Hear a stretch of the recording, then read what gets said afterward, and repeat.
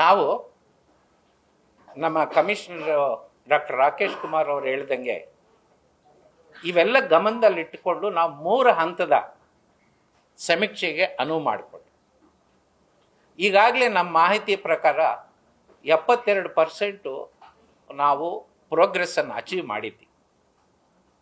ಇದರೆಲ್ಲದರ ಮಧ್ಯೆನೂ ನಮ್ಗೆ ವಿಶ್ವಾಸ ಇತ್ತು ನಮ್ಮ ಡೇಟ್ ಒಳಗಡೆ ನಾವು 90% ತಲುಪಬಹುದು.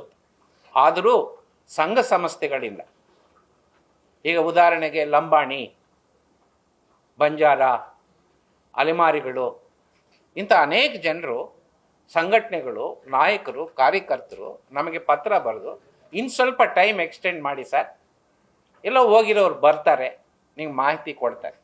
ಅದನ್ನು ಪರಿಗಣಿಸಿ ನಾವು we have taken this decision.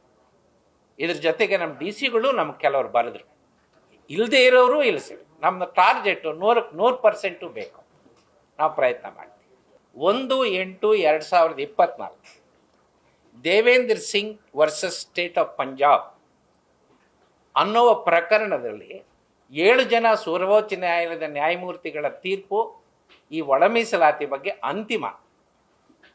ಅದರ ಪರಿಣಾಮವಾಗಿ ಇವತ್ತು ದೇಶದ ಎಲ್ಲ ಕಡೆ ಒಳ ಮೀಸಲಾತಿ ಪ್ರಕ್ರಿಯೆ ಪ್ರಾರಂಭ ಆಗಿದೆ.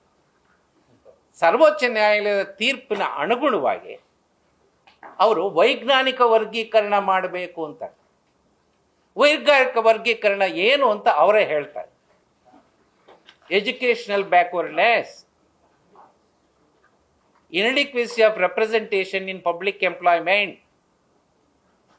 and social backwardness. ಈ ಸೋಷಿಯಲ್ ಬ್ಯಾಕ್ವರ್ಡ್ನೆಸ್ ಅಂದರೆ ಏನು? ಇಟ್ ಇನ್ಕ್ಲೂಡ್ಸ್ ಎಕನಾಮಿಕ್ ಬ್ಯಾಕ್ವರ್ಡ್ನೆಸ್ ಅಂತ. ಆದರೆ ಎಕನಾಮಿಕ್ ಬ್ಯಾಕ್ವರ್ಡ್ನೆಸ್ ಒಂದೇ ಆಧಾರ ಇಟ್ಕೊಂಡು ನಾವು ಕ್ಲಾಸಿಫಿಕೇಶನ್ ಮಾಡಲ್ಲ. ಎಂಪ್ಲಾಯ್ಮೆಂಟನ್ನು ಒಂದೇ ಇಟ್ಕೊಂಡು ಕ್ಲಾಸಿಫಿಕೇಶನ್ ಮಾಡಲ್ಲ. ಎಜುಕೇಷನನ್ನು ಒಂದೇ ಇಟ್ಕೊಂಡು ಮಾಡೋಲ್ಲ, ಅಥವಾ ಪಾಪ್ಯುಲೇಷನನ್ನು ಒಂದೇ ಇಟ್ಕೊಂಡು ಮಾಡಲ್ಲ. ಇವೆಲ್ಲ ಸಮಗ್ರವಾಗಿ ನಾವು ಕ್ರೋಢೀಕರಿಸಿ ಅದರ ಆಧಾರದ ಮೇಲೆ ವರ್ಗೀಕರಣ. We are going strictly by the dictum of supreme court.